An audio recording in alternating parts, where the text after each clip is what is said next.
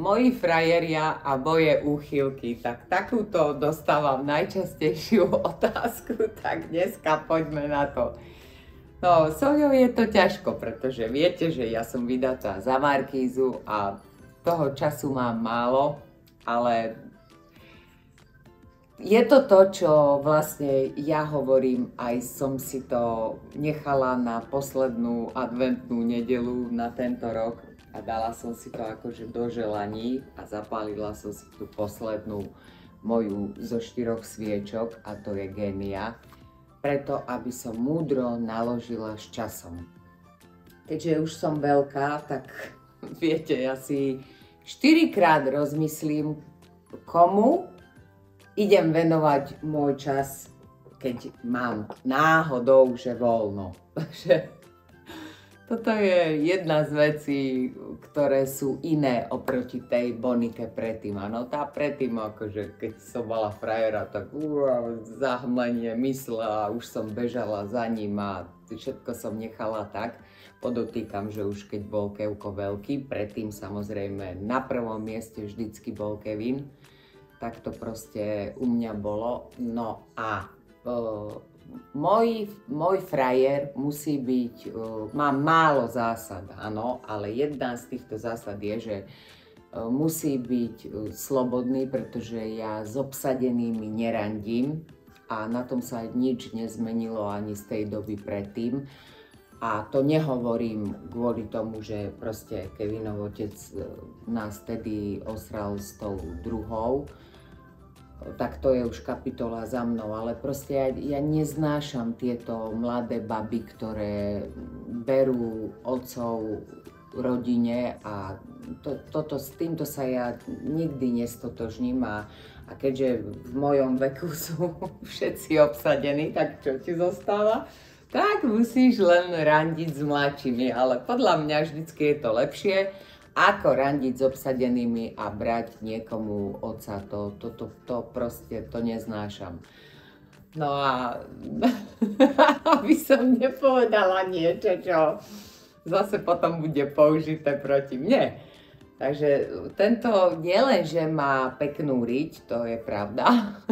A vieš, to som vám aj hrala tú pesničku od Smoríka, lebo ty máš takú dobrú riť. Ale proste on nie je jeho výstav. Vie, že ja nemám čas, čiže nevypisuje a je uzavretá dohoda, keď mám ja čas. A náhodou ten čas chcem využiť na to, že sa idem venovať jemu, lebo to si porozmýšľam, že či sa idem radšej dať telu spať, hej, ale takže že potrebujem ja relax, lebo toho málo naspím. Takže dohoda je taká, že ja sa ozvem, hej, napíšem, máš čas, má čas, stretneme sa tak a baví ma na ňom to, že má takú tú ľahkosť bytia. To je strašne pre mňa oslobodzujúci pocit a je to pre mňa taký dobíjač energie, lebo ja celý deň riešim 1000 problémov a ja neznášam sa stretávať už potom s ľuďmi, ktorí ešte mi naváľajú na moje problémy. Ja mám tú ľahkosť bytia a strašne ma na ňom baví tá vec, že a čo, aké nové veci sú a že urobíš mi modnú show.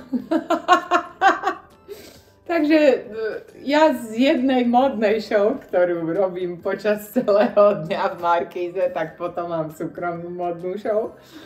A také pikošky, čo ma ako naozaj bavia, že neviem, či sa teším na teba, alebo na tie veci, čo mi ukážeš. No viete, to málo ktorý chlap je taký, že sa proste on to pozerá sa na to, vieš, tú látku a tak ako a ukáže ešte jednu, vieš, to takto si sadne a tu akože vychádzam spoza tohto rohu, vieš, a predvádzam tie modely s trošku inými pohybmi.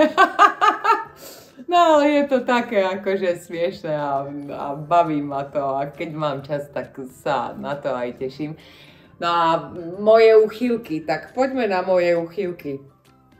Ja som uchyláčka na tielka, áno. Ja proste v Taliansku, keď prídem pre tovar, tak sa mi už smejú, že máme nové tielka, no tak vieš, keď majú nejaké nové tielko, napríklad toto čierne, tak keď ho majú v bielej farbe a malý, tak hneď si ho nechám aj v bielom, lebo ja sa proste akože potím, hej, ale je mi zima, potím sa, to je ten môj stav, ale oni povedia, že menopauza, ale to ja by som musela mať menopauzu od 18, lebo to proste ja takto prežívam stres, hej, že je mi zima a začne sa potiť, takže ja neznášam, keď mi tuto niečo ako zavadzia a musím potom sa takýmto spôsobom upokojiť a neviem prečo. Druhá moja úchylka je, že ja si proste krémujem ruky, hej, ja